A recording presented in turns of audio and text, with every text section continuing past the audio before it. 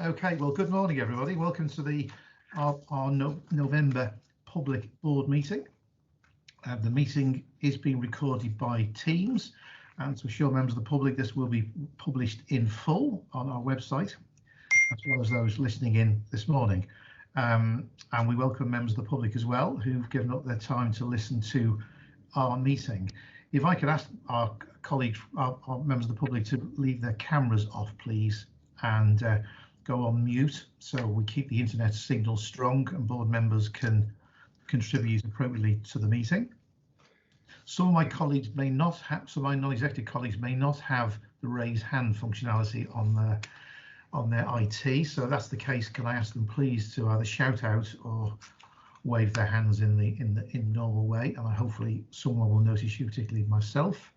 Can I bid also a warm welcome to Tom Quinn to his first public meeting. Tom, I think you've been to other meetings of the Trust, but this is your first public meeting, so welcome. And I hope this will be the period at the start of a long and fruitful period as a non-executive colleague on the board. So a warm welcome to you. Thank you, David. In terms of apologies, our colleague Joe Garcia is still recovering, so we send Joe our very best wishes. But Emma Williams, his deputy, is here in his. So welcome to Emma. So first, moving on to the minutes of the last meeting. I've had no amendments notified to me. Are you content they are a true and accurate record? So they can be virtually signed in the usual way. Thank you. The action log. Peter, could you take us to the actions, please? Yeah, thank you, Chairman. The actions are the action log's been updated with the progress against those that are outstanding. I've nothing further to add other than what's recorded. Thank you. Thank you. So everyone is doing what they should be doing. Thank you. Let's move on now to the board story. This features one of our team, Tameside paramedic Jenna Gibson, who has hearing loss and has worked with Enable, one of our staff networks, to improve communication within the Trust for those colleagues with hearing impairments. And we're especially pleased to be sharing this with colleagues during UK Disability History Month. And this is a tremendous story, and I'm looking forward to viewing this. It's been really humbling to be able to encourage and support others to actually speak out about the fact that they struggle with their hearing.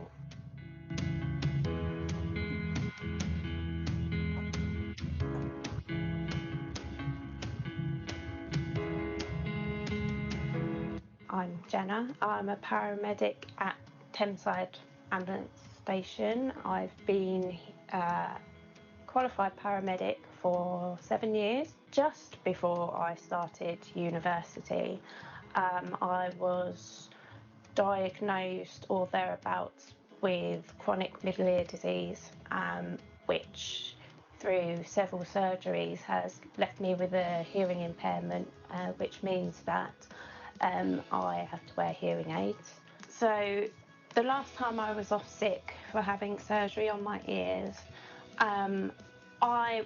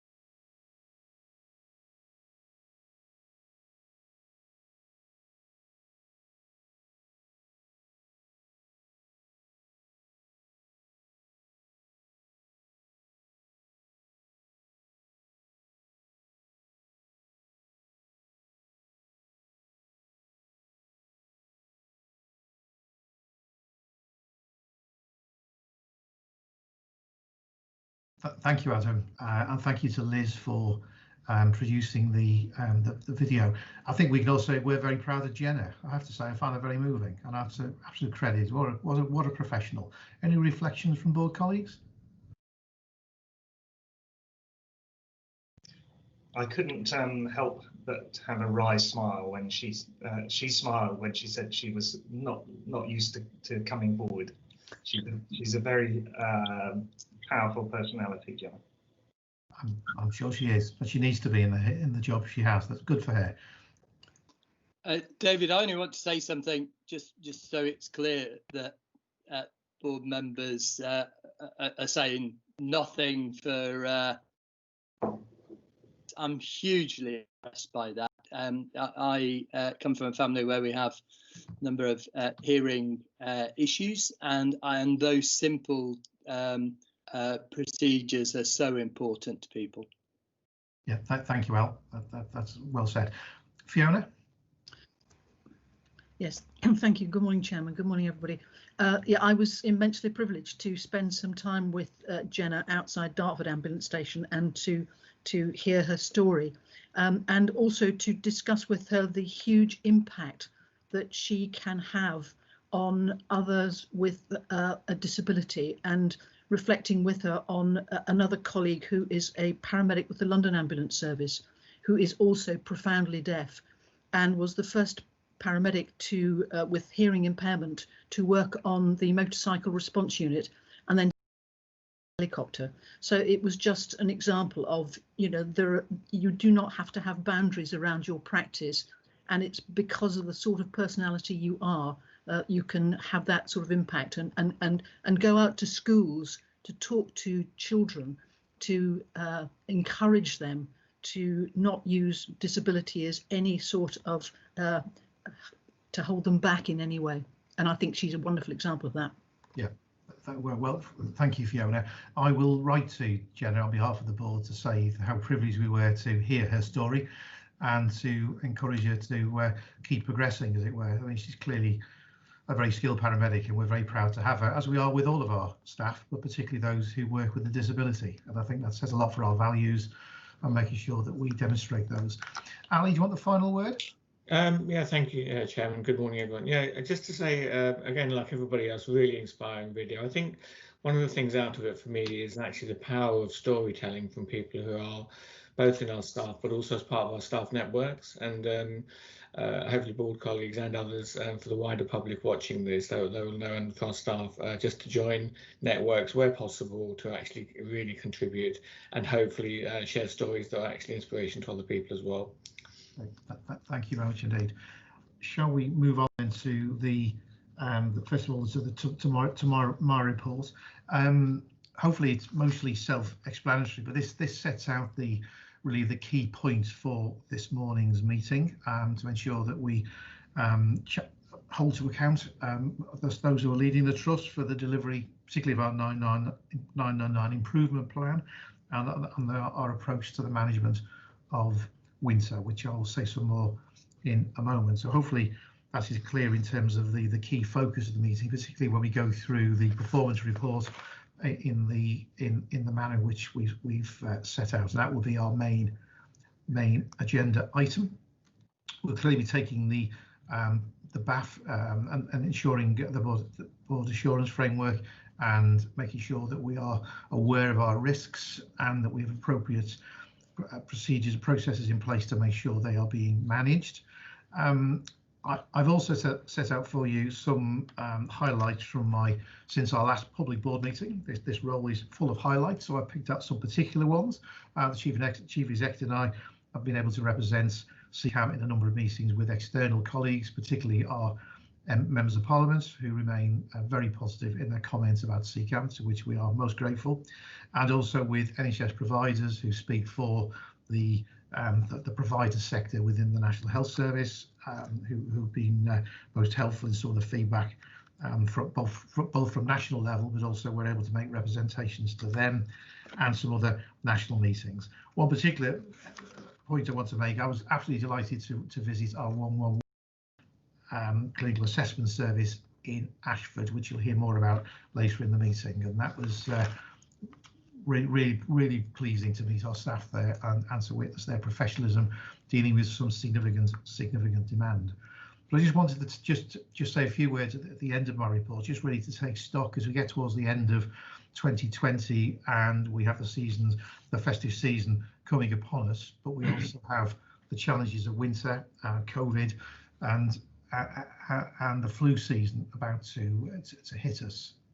And it's fair to say that I think everybody's no one could have, when we sat together this time last year, I don't think any of us could have predicted that 2020 would turn out to be quite the year it's been, both for CCAM, but for us all individually. And I think every family in the land has felt in one way or another the challenges with the COVID emergency and where we currently find ourselves. So really what I'm particularly making the point for as we wish each other the season's greetings and all the very best for 2021 is really just use the word understanding. But I think we're going to need a lot of understanding over the next few months. This emergency is not over yet. And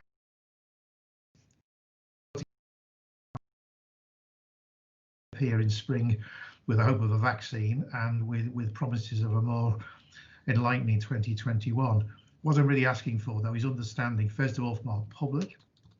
We are already under significant pressure, and I think we will be so into the winter period.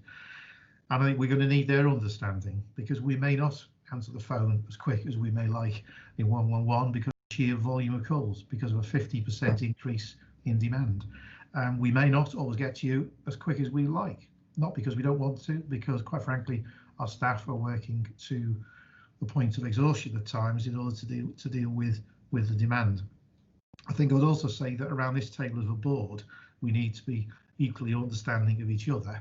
I certainly witnessed the executives in the last month or so working under, well, over the whole summer period, but particularly building up over the last month, working more hours than really is good for them. But they do so because they're professionals and they're putting patients and our staff first. And I really do commend their professionalism at what is a very, very difficult time.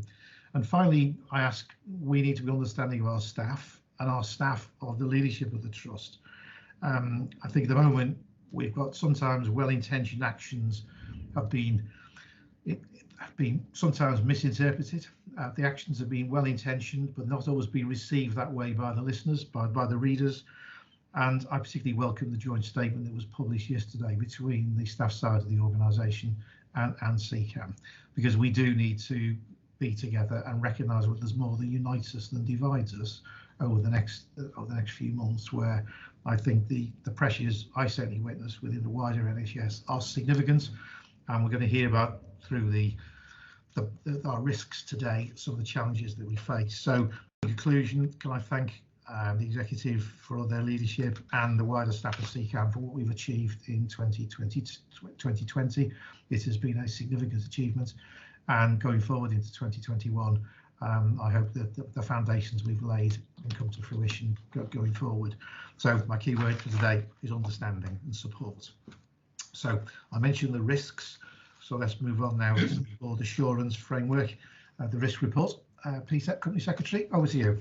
Thank you, Chairman. Just before I go on to that, and I know it's in your written report, but just to confirm verbally, if you like, that we received confirmation from NHS England and NHS Improvement that they'll be issuing us with a compliance certificate.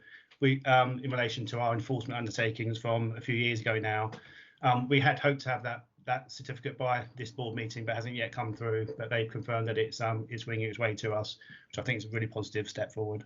It is, and forgive me my corporate modesty there, Peter. I mean, this is a significant step. It is one more further bound to freedom, as it were, and we can truly live the value as being a foundation trust. So I commend all those who've played a part over recent years in the rehabilitation of this organisation and taking us forward in a more positive light into the new year. So well done to all. That's a significant milestone, which I should have acknowledged. So let's move on, Peter. Yeah, so on the BAF risk report, so the board's now very familiar with the structure of the report, and I'll confirm that in the early sections of the report itself. As the Chairman's report confirms, the BAF risks help to inform the agenda, and so today's agenda has been informed by our risks. So demonstrated by the focus today on the steps being taken to ensure 999 performance and the actions to manage the winter period in light of the impacts of COVID and EU transition. which combined actually cover the top 4 BAF risks as set out in the dashboard. The board committees use the BAF risks in a similar way. For example, the extraordinary meeting of WWC last month was called to receive an assurance paper on the clinical education BAF risk, and we'll come to that under the IPR. In section 4 of the report are some changes proposed by the Exec Management Board. Just quickly going through those. So risk 178 relates to funding, and the proposal is that's removed from the BAF report and closed in the risk register on the basis that the specific risk isn't applicable this year the way the trust is commissioned. However, a new risk related to the financial planning for next year and beyond will be included in the next version of this report. Secondly, risk 495, which relates to IT, is no longer considered by a current BAF risk. So the proposal is that's removed and managed in the usual way via the risk register. And then finally, as you'll see in the report itself, there's an inclusion of risk 587, which was on the BAF risk report last year, related to the potential impact of the UK's exit from the European Union. So they're the 3 proposals.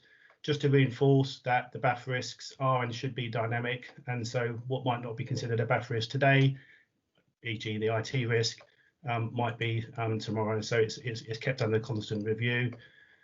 I think the main risks will be covered during discussions arising from the agenda today, but anything else specific we can pick up accordingly. Otherwise, the decision for the board today is just to confirm whether it agrees to the changes set out in the section that I've just referred to. Thank you, Chairman. Thank you, Peter. Colleagues, any questions of the report? You're content with the detail? David, sorry, I just had one. I was a bit disappointed that the BAF risk concerning COVID wasn't in some way more up to date in the paperwork that we got today. It's something we've talked about a little bit before. I'm no doubt at all that we'll cover COVID significantly throughout the meeting, which is key.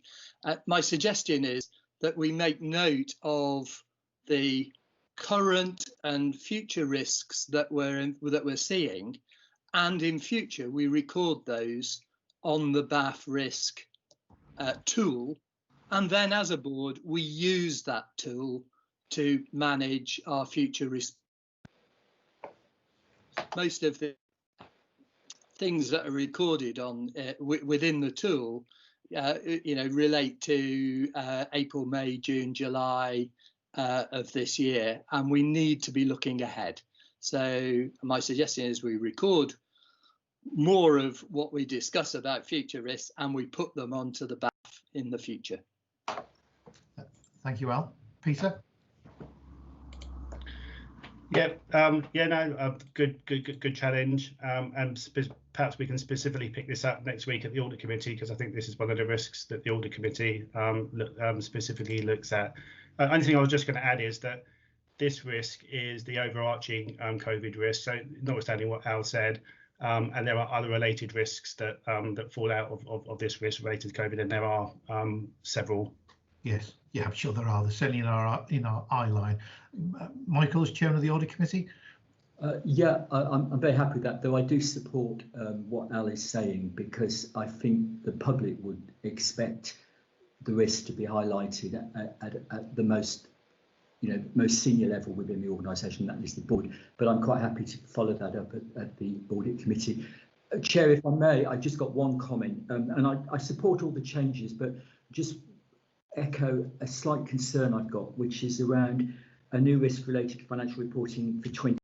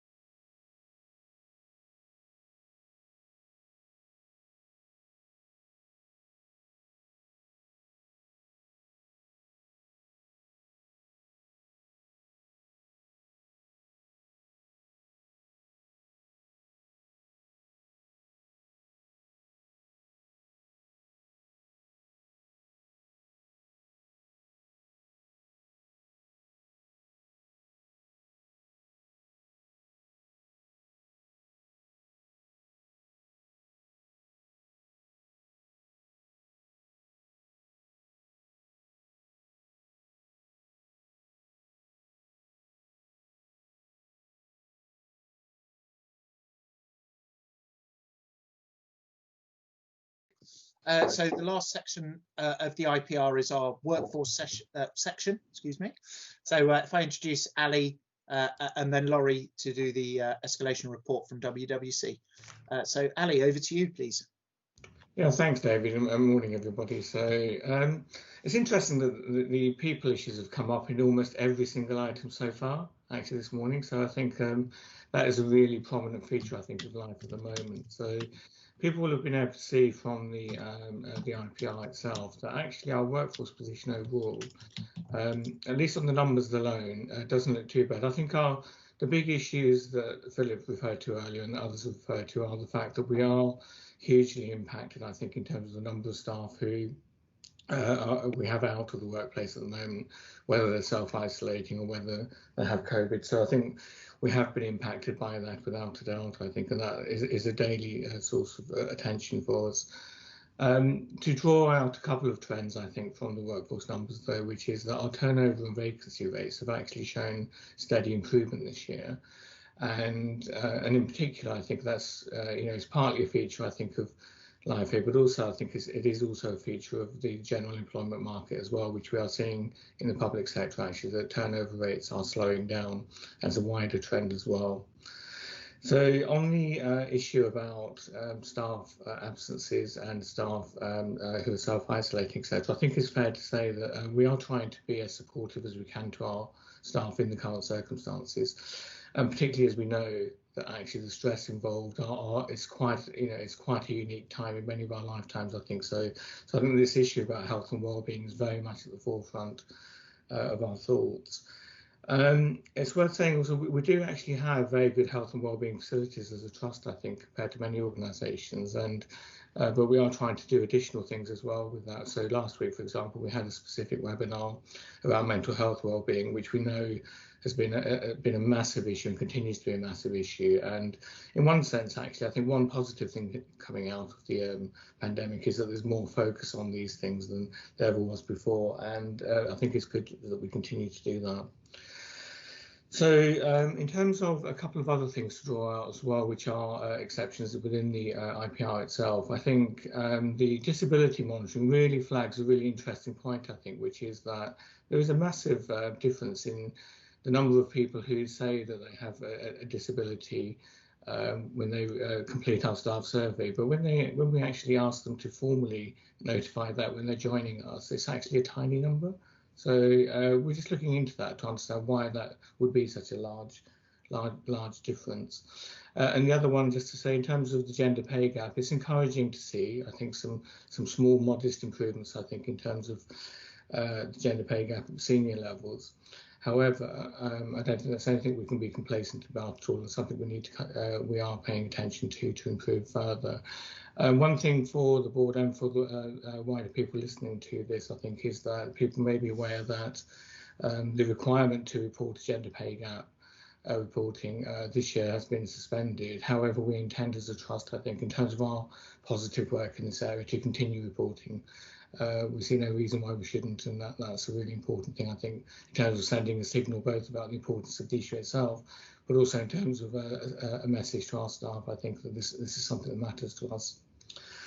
Two other things to mention then. So the first one, Philip covered this earlier in his report, but I just wanted to also say that as at today, we have just passed the 61% mark for our staff survey response, which is our best ever response. And I think that's actually a testament to a huge amount of work that's gone in, but actually also I think it's a real indicator of the level of staff engagement as well, I think, even in very difficult times.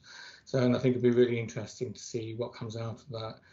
The thing that was different about the staff survey this year was that it included some COVID related questions, unsurprisingly.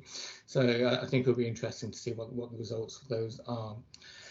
Two other things which are smaller issues but important, I think, which show that while these major issues that we've focused on so far have been going on, we've also continued with some process improvements. So Laurie will talk more about the long conversation we had at the WWC around our employee relations situation. So I don't want to sort of cover that particularly, but I think there is a real drive from us, I think, to see how with better management development and more informal management of individual cases of staff where there are difficulties, which every organisation has, is actually how we can move to a better position for that overall. And we have two enabling projects that are making very good progress as well. So one is that we are hoping, which we'll be making a major change, I think, to the lives of many hundreds of our staff in the new year, is around our move from completing a lot of timesheets manually to doing those electronically. We think that will save a lot of time and a lot of effort for people. It seems a small thing, but it's actually quite a large thing, and it's something the Trust has been trying to do for many years. And at the same time, we're also re-examining the way re-looking at our payroll tender process as well. So we're looking to tender that in the coming months. And we think that will make a big difference as well. So one of the things we're looking to do is actually have a more flexible approach to the way we pay staff, and also that staff have got more options as part of that. So those are the major points, David, I think, from myself today. So. Thanks, Ali. Laurie, would you like to present your escalation report, please? Yeah, thank you very much, David, and thank you, Ali. This was an extraordinary WWC meeting, and we had two agenda items. One, we had asked for an assurance paper on clinical education, which we've talked a lot about, and also on the agenda anyway was the whole issue about employee relations, which Ali has alluded to. It was really interesting because the discussion, the quality of the discussion, I think was quite astonishing when we had time to do it. So having just two items on the agenda and time to talk really kind of paid off. We had 9 pages of minutes in the end. I mean, it felt more like hours than minutes by the time we'd reduced it down. But I think it does show that putting time into those really does benefit. We welcome Tom to the WWC, his knowledge of the NHS, the real NHS, and also his experience in education, I think, are going to be a huge asset to the WWC and to the Trust. And we also said, that was a welcome, we also said a farewell to Michael Bradwell and thanked him for all the work that he has done for us, and particularly I think in WWC for his openness about the issues of facing clinical education. It was really good to hear and made the issues easier to understand and hopefully to resolve. On the clinical ed, which was BAFRIS 1300, you'll see that there's partial assurance. That's a bit odd, really, because it was a game of two halves, because the committee were really impressed by the ClinEd team's ability to fix the problem that was revealed initially by Ofsted. I mean, really, really hard work, including a shift to online working that was really, really impressive. So we thank Nicola and Michael for their work in doing that. And we're quite confident that all had been done to strengthen the team and to involve Chichester College, and that the improvements to clinical education were going to be sustained. However, we were less happy about the way the function in general had been managed and how the situation was allowed to sort of happen in the first place. And that led to a conversation about improving the management arrangements for clinical education. What was clear is that we weren't dealing with an educational issue here, we were dealing with a management issue. And we were keen to understand whether we got the best way of fitting and integrating clinical education into the wider education, training and development functions, and indeed whether that fitted in, it was integrated well into the wider delivery of services. And as Ali said, he's been asked now to consider options, alternative ways about how the ETD function might be managed in the Trust, and that's going to be the subject of a preliminary discussion in part 2 of the meeting this afternoon, after which Ali, I'm sure, will bring the reflections on that discussion back to WWC in due course. The other issue we dealt with was employee relations, and this is against a background, I guess, of a tendency to resort to formal discipline and grievance processes as a default And so that seemed to be part, I don't like using the word culture, but nonetheless, it seemed to be part of the culture of the trust that we really needed to do something about. And two things I think emerged from that. One was, as Ali's already suggested, the importance of the development of managers and supervisors as a tool to reduce the frequency in which their relationships between managers and staff broke down. But we noted too, as we looked at what was being suggested, that there was perhaps too much emphasis on class-based training with different cohorts of people brought together, rather than working with people out in the field. And what was interesting about that is what the HR team were suggesting is a way of handling to prevent the escalation of ER issues was to design what they called a multidisciplinary forum, an idea that managers could be supported by a great deal of advice and expertise as a way of de-escalating differences between them and their staff. I think there was a bit of a danger that might become a default if we're not careful. That because the forum is there, people will tip things into the forum in just the same way that they initiated formal procedures in the past. The other way of preventing escalation was what we're beginning to call matrix working. This is the idea of putting expert business partners out in the field to support managers in local settings. And that raised a little conversation about the capacity and the capability of HR people to work in supporting roles with the managers, giving those managers easy access to advice before things got not out of hand, but before things got formalised. So it's interesting that Ali said that what was going to happen is that proposal, particularly about matrix and multidisciplinary working, was going to the EMB for discussion, and the WWC look forward to those refined proposals coming back to it in due course, and hopefully be assured that the really quite testing target of an 80% reduction in ER cases over 6 months will be met. So we're looking forward to hearing about that in due course. So those are the points I really wanted to raise from our extraordinary meeting. I just wonder if my non-executives, David, Al, Terry and Tom, wanted to pick up anything that they think is important that I've missed.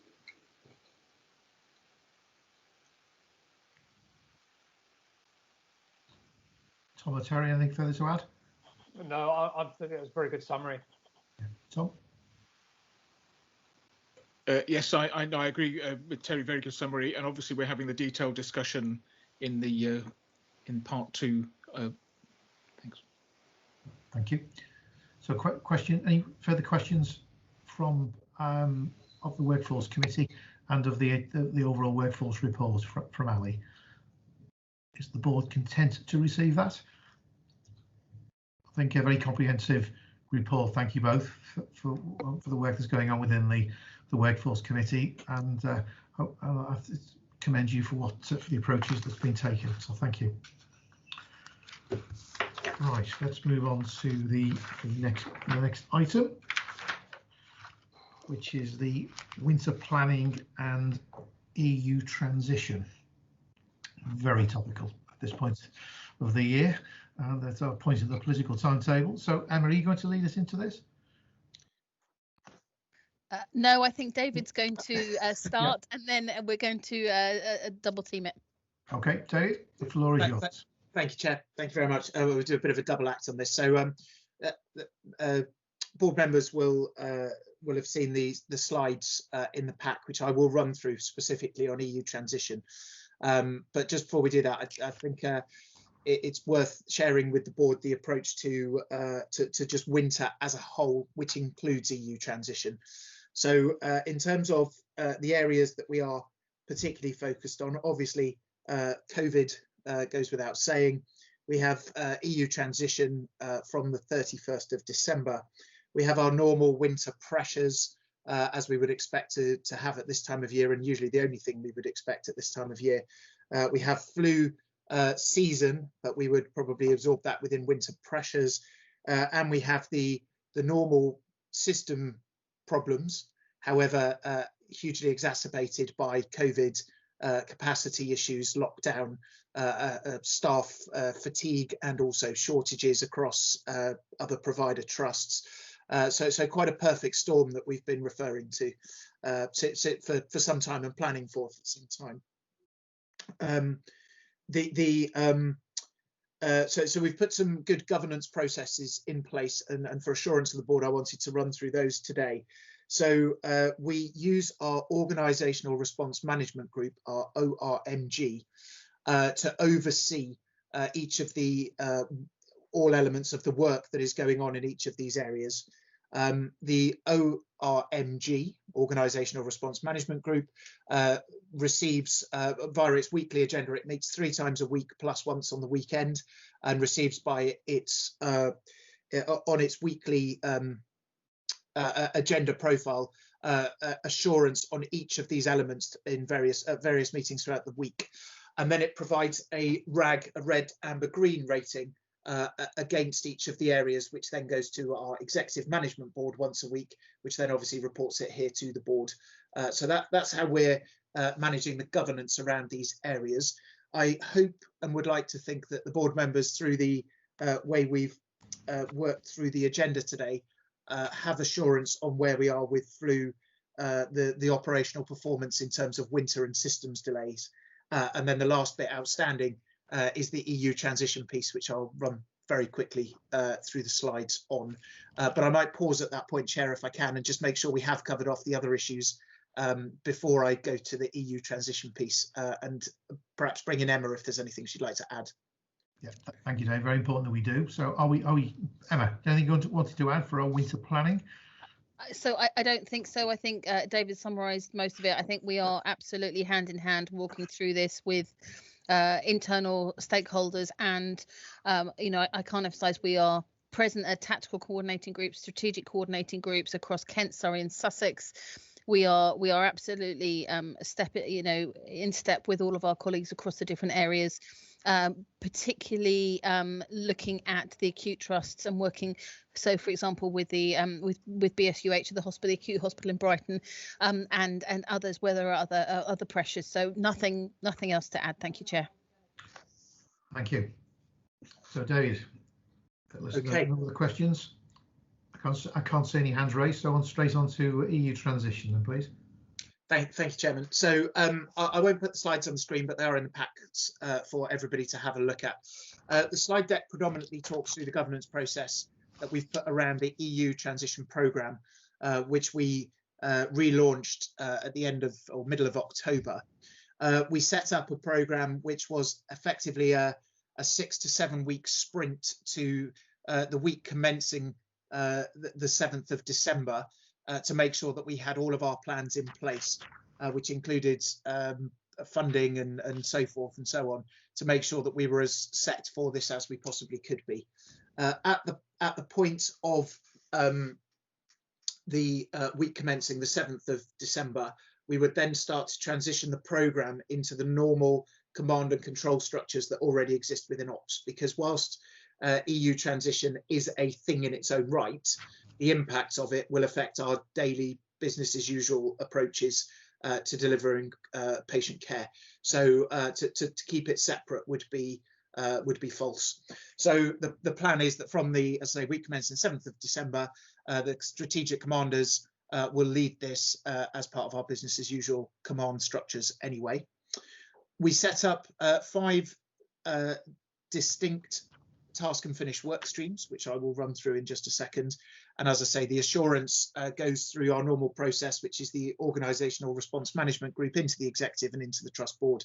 The board is receiving oversight of this rather than the subcommittee, although obviously the impacts of elements of this plan will be reviewed by subcommittees.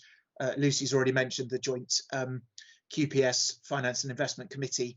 I've written a paper for the Audit Committee around the governance of the programmes, etc. So so you'll see there will be board committee interaction with this, but this is one of our key issues, and the board therefore needs direct oversight. I won't go through the sort of timeframes and weekly schedules, other than to tell the board that the EU Transition Programme Board, which I chair, meets once a week and contains membership from each of the workstream leads. The workstreams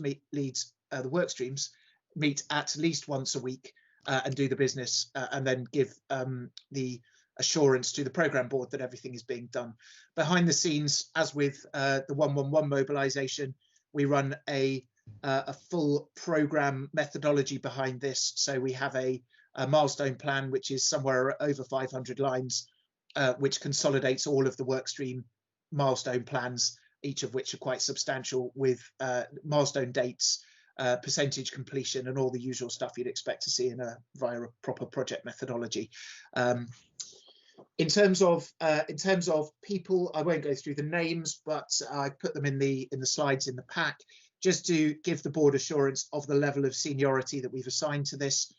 So you can see I'm leading. Bethan is sort of subs for me when I can't be there, in the same way that I do for her at ORMG. We have the PMO involved. We have the Associate Director of Resilience as the programme lead, and then we have the workstream leads, all at very senior manager levels, and they bring in the people that they need to deliver the programme, to deliver their work streams.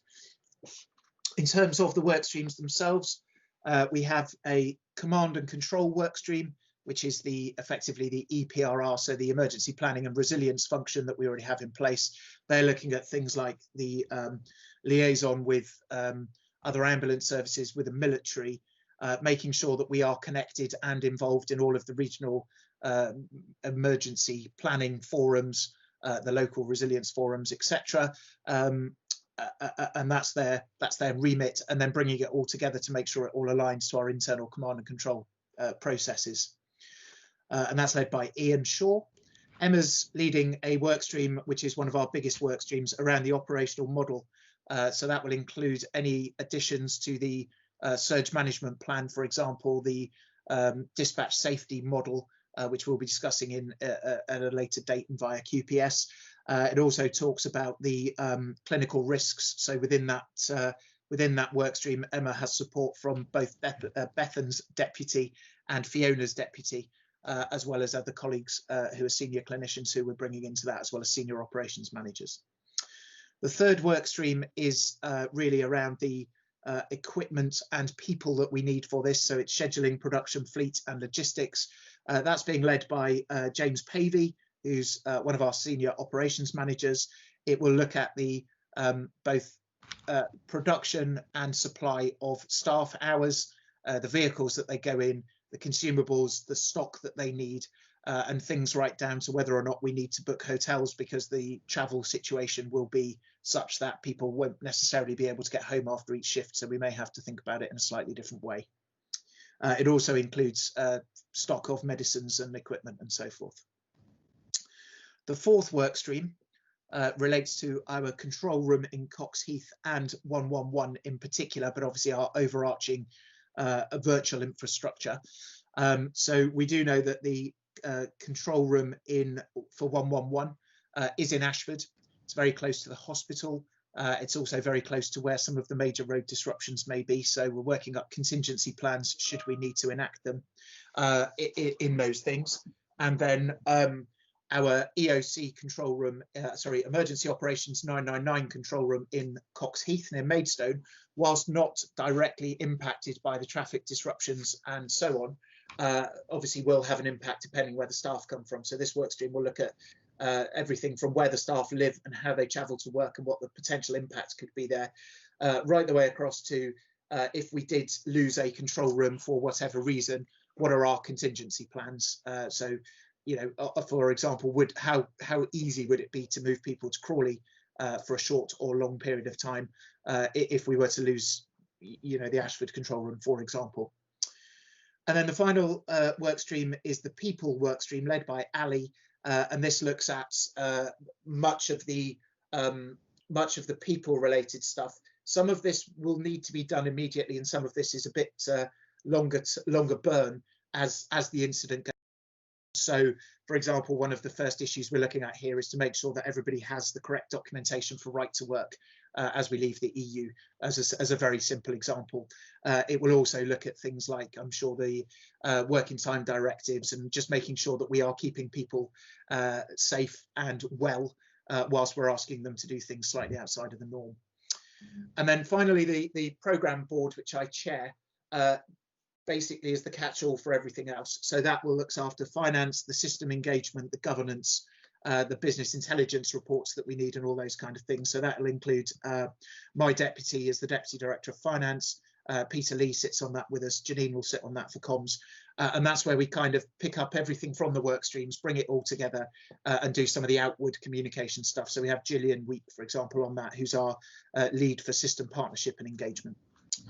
And then that's all pulled together, thankfully, by the PMO and some additional project management resource that we've brought in, who look at the dependencies and make sure that we maintain a formal risk log, issues log, etc. All the stuff you'd expect to see in a normal project.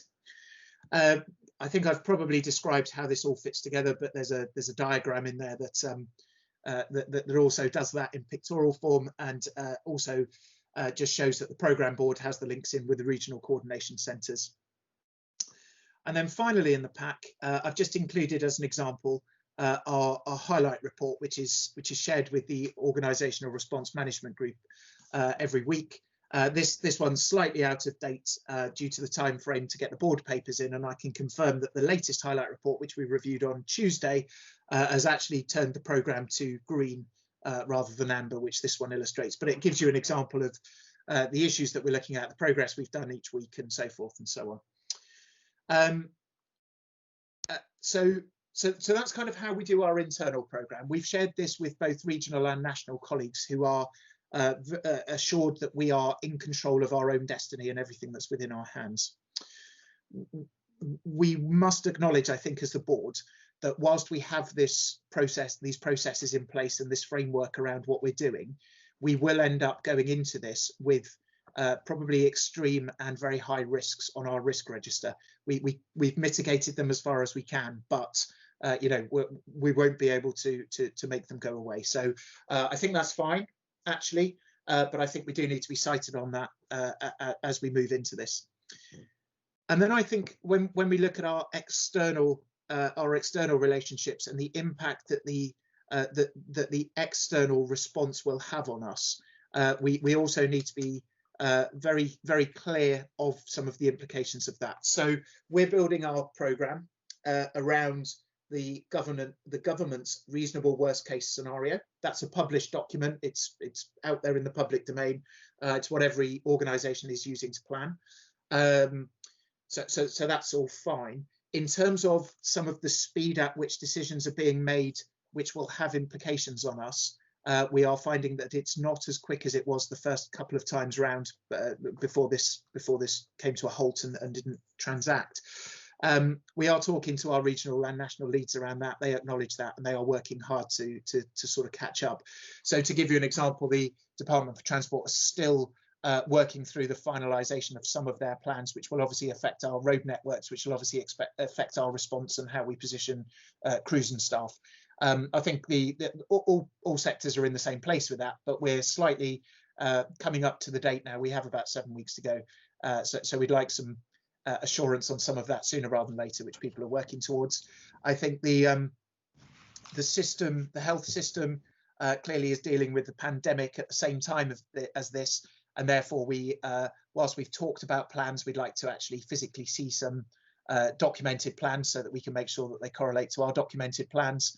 And then I think finally, just as an example, we know particularly the Kent system is under huge amounts of pressure at the moment. We talked about this throughout the meeting today, and really to understand the impacts of that pressure on the EU transition piece, as well as the other winter planning pieces, so that it all does knit together in one place and not be piecemeal responses to effectively what is the same problem, which is how do we keep delivering the safest patient care we can. So I'll stop there and take any questions. Hopefully that was relatively clear. Thank you, David. Very comprehensive. Thank you. I think Michael was first with his hand up. Michael Whitehouse. Thanks, David. As ever, for David Hammond, I really commend what CCAM is doing and the clarity of how you've set all that out. I suppose I've got 3 points really, and I think it's implicit in your paper, but I think it's useful to have that assurance. We are confident that if we got to a situation that we needed to escalate this situation up the line, because it is as much a national as a regional response, that we will do that. My concern is, we've got 5 weeks to go, and I'm still very hopeful that we get to a positive situation. But there is a tendency for indecision at Whitehall. It would not be a situation that I would ever want this to fall back on CCAM. So that's my first question. My second point, very quickly, is I think it's really important, David, that this is consuming more resources than we had ever planned for. And as with COVID, I do think to be absolutely certain we've got transparency wherever possible of the additional costs we incur, because it will knock us potentially off target and it could have longer term implications. And my final point really is, you've talked about scenario planning. Have they done something like this? So imagine a situation that you've got gridlock and you couldn't get to a patient. Are the general practitioners absolutely clear about what their responsibilities would be in those circumstances? I probably shouldn't say this in the public domain, but I've got my doubts about this and what I've seen. And I really do think general practice is as much a part of this healthcare system as anybody else. And I would like assurance that they understand their responsibilities. I'm sorry to put it on you, but those are my 3 points. But I think it's important to have those on the record personally. Thank you, Michael. I think that's a really well made point. I think David and maybe Philip might want to comment on this. David, first of all. Yeah, thank you, Chair. Thank you, Michael. No, as always. So Emma, myself and Fiona met with the national leads on Tuesday. That I think they do very much acknowledge that this is not just a regional issue, that this is a national issue. However, they do expect a regional response to a national issue in that sense. So, and we'll be part of that. It was a really, I thought it was a really positive meeting actually that we did have with them. They were very open and transparent. They were very clear as well, which is good. Very much as we're talking about today, that this isn't an isolated event in the sense of, yes, EU transition will have its impacts. However, it is alongside the COVID pandemic and the flu and the winter, so we were all talking in the same way about the same things, and therefore the response isn't, needs to be consolidated in that way as well. So I was quite assured by that meeting, and we certainly got access to the people we expect to get access to for something as big as this. So that was that one. In terms of, and I'll bring Philip in when I've answered all three, if that's all right with you, Philip. In terms of the transparency of costs, yes, absolutely. We are using our normal governance processes all the way through this. We have put we've put a bid in to the ICS, which has been verbally acknowledged and approved. We're just waiting for it in writing for the costs of this up till the 31st of March 21, and then we'll have to put a further bid in for the new financial year, which is just the way that the financial architecture works in the NHS. We are confident that that bid more or less covers our planned costs, but obviously it's only a plan. So, and then any further mutual aid that we request from the centre would require another business case, which we have prepared in the background already. And then absolutely on the system response, and that's you're absolutely right on that, and that is the bit that is outstanding at the moment. In fact, we had one day this week, they've all merged into one, another meeting with the regional team, again Emma and myself and others attended that, around exactly your point there, which is we know what we're doing, what is everybody else doing, and what are the impacts of what everybody else is doing. And yes, primary care, but not only primary care, actually some of the other enablers within the system to help with this, whether that be virtual or physical responses, all need to be geared up and aligned in the same way. So Philip, I don't know if you wanted to add anything to that. Thank you. Yeah, I think I'd like to let Fiona talk about primary care, because her experience of it will be more educated than mine. But again, just reiterating the point that all of our plans are based on a series of assumptions, and those assumptions are changing day by day. So the announcement of the tiers that's just happened actually does make a difference, because it means that Kent is essentially staying in some form of lockdown, and so that's going to affect the amount of traffic and things like that. So things that might be helpful. But the things that aren't helpful are the fact that COVID is taking such a hold across the country, is that there isn't anywhere to go for mutual aid now. So it has to come from within the system, and we're making our plans assuming that nobody else will come to our help, which is a very different picture from last year. I think that's a very important point. We just need to make sure we've clearly understood. You know, if Kent is in difficulty, the resources will come from elsewhere in the southeast or the south of England, not from anywhere else nationally, because everyone's got their own problems. In fact, we've been helping out Yorkshire, as you know from the report, for instance, with our telephone answering, which we've been thanked for, and hopefully we don't ask for the favour to be returned, but you never know. So Philip, thank you for that. Is there anything else on that particular point? Fiona, you wanted to come in and make points about the medical resilience? So thank you, Chair.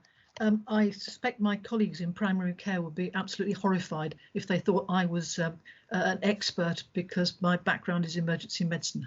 However, I think it is worthwhile saying that there is a frontline clinical cell which meets every week, which has very good representation from two very senior GPs. That's the national picture, and that's not really looking at EU exit or EU transition, but is looking at the impact of COVID on primary care. And what is very clear is that primary care has had to change its way of working quite dramatically since the advent of the coronavirus. And initially, they moved over to virtual consultations and in fact have continued that. So the idea that primary care is not stepping up to the plate and not dealing with their patients is completely unrealistic. They just are dealing with their patients in a very different way, so that now between 15 and 20% of consultations are face-to-face, and the rest are undertaken virtually. Can I ask, though, that on behalf of the board, and the question that Michael asked is, can we assure ourselves, though, that primary care, if we enter traffic gridlock and some of the more difficult scenarios that we've been planning for, at least just assure ourselves that primary care are alerted, rather than everything being referred to 111. I think we just want some assurance that they're engaged at that stage, and if we get to an absolute emergency, the whole system is responding, not just CCAM. I think that's and forgive us if we're being a little isolationist here, but I think we do need some assurance on that. I think I take from my colleagues' questions. Any other? Emma, sorry, Fiona. I think you can take that assurance, but I would just highlight that we have recruited a significant number of GPs into the clinical advice service, so we are better prepared, and just that primary care has had significant contractual obligations, and that doesn't necessarily include taking referrals from the ambulance service, but they are absolutely cited on what's happening through EU transition. Thank you. I think it's more the force majeure issue, I think, that we want to be just clear about. Emma, then Lucy. Yeah, just to support the assurance piece, I can confirm that the team is part of the ops work stream, that we're looking at the resilience and engagement with all of the community providers, because it's primary care we're talking about, but this is also about community service provision, district nursing provision, support for nursing homes, and fragility, because actually all these patients really need to stay in the community for as long as they possibly can. That's an ongoing regular conversation, both at a tactical level, but also at a strategic level across the ICS. So I can provide some assurance that there is an ongoing regular work looking at that resilience and interoperability. Yeah, thank you indeed. Lucy, you're on mute. You can see that. There we go. Yep. I was trying to put my hand down. mine was just a simple question. I think it's a really good presentation, and we do this all the time. What we do is we present everything about us internally, and what I would love to have seen on there is, and so where is the system organised outside of us? Because this isn't just our problem, this is bigger than us. And I think it would be very good at board to be able to see what that level looks like, an escalation written down, that we can take assurance that that's there. So it's just some feedback. Thank you. Laurie, was I imagining things? Did I see your hand raised earlier, or was I just imagining things? No. So no, my computer just blew up, so I'm now on another computer. I was going to ask, there were two bits to it, I think one of which David answered, which was about him being confident that at a regional level, or maybe at a system level, that actually things were actually joined up. That, I mean, I know primary care is always perhaps difficult, perhaps some of the other actors like the big acute and community trusts were actually linking together well, and that perhaps also that our betters and seniors, i.e. NHSE, really understand the risks and are. I didn't hear him sounding very confident that they'd be able to respond quickly enough to help us. And the other issue I had is working on the demand side is fine, but on the supply side is fine. But the demand side is very much influenced by how the public actually use us. And I asked this before when we got into the first COVID lockdown about, are we doing anything, or is anyone doing anything to influence the way the public perceive and use 999 and 111. There's a lot of material going about how they might engage with the acute services. There's a lot of material out there about how they might engage with primary care, but I've not seen anything saying, you know, whilst this is on, you might want to think this way about calling 999 or 111. Chair, can I thank you? Yeah. So I think some of that probably, Laurie, and to your last point, is within our gift. So we will manage that as not part of our normal command and control piece. I know we answered Michael's question on primary care specifically, but I do think it's just to share with the board. I think the board requires further assurance on the system response to Lucy's point. I am unable to assure the board yet that the system is in a place where I feel comfortable it's a joined up response. Now, I just want to be really clear. I am not saying at all that there isn't a joined up response. All I'm saying is at this time for today's meeting, I'm unable to provide the board with assurance that that I've seen the joined up response yet. I know there's a huge amount of work going on it, but I do think we need to be mindful as a board that it is still ongoing and it is not by any means completed yet.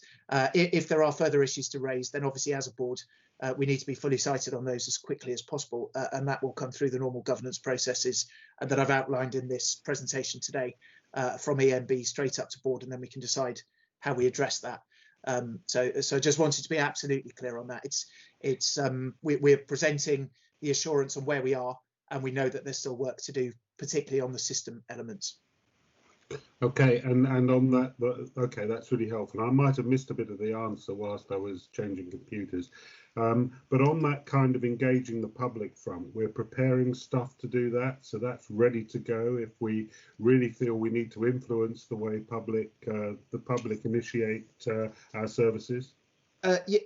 Yes, so the EU elements of this will obviously be controlled at a level which consolidates the health sector. So they will be done at a regional emergency planning resilience level.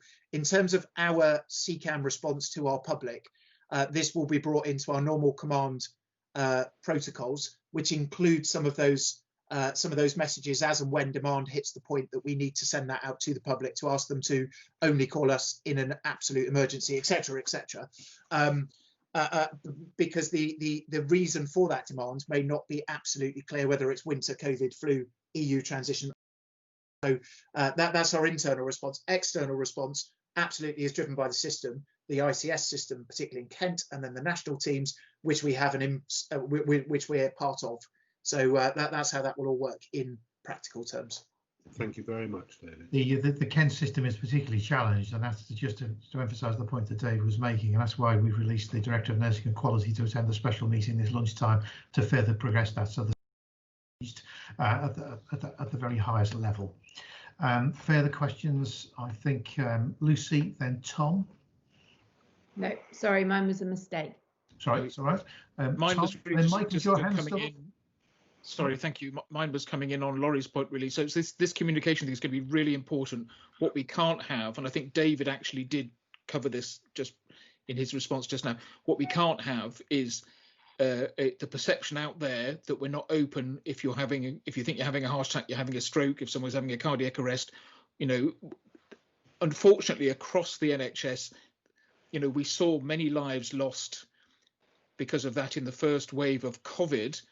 And we've got to learn from that. And I'm sure that'll be a strategic communications thing. But I think it's important that we recognise that balance between, you know, don't call us with things that don't need us. But actually, if you need us, we are there. Absolutely. Yes. Yes. Yeah. The blue lights do get through, even in traffic, in most traffic emergencies. Absolutely. Michael, your hand is raised. Is anything else you want? I apologise. That's all right. That's fine. Any other comments, colleagues? On the EU transition. So in summary, I think the board, I'm very happy this report is commended to the board. I think we're unanimous in our support for the plan and commend the work that all have put into pulling this together. It's a significant piece and it will be tested.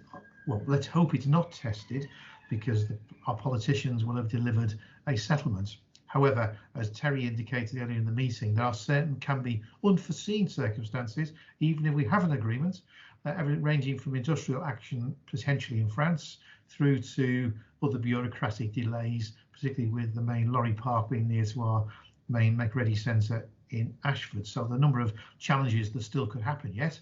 But I think the board, are we assured that CCAM has made all the appropriate plans it can? That's important at this stage. It's important we give that cover to the executives. I think we're less assured regarding the system response, not in the spirit of being difficult or challenging. We're saying so because we recognise through our daily work the health system in Kent is significantly under challenge at the moment, and we are doing all we can to support the system in Kent and Medway.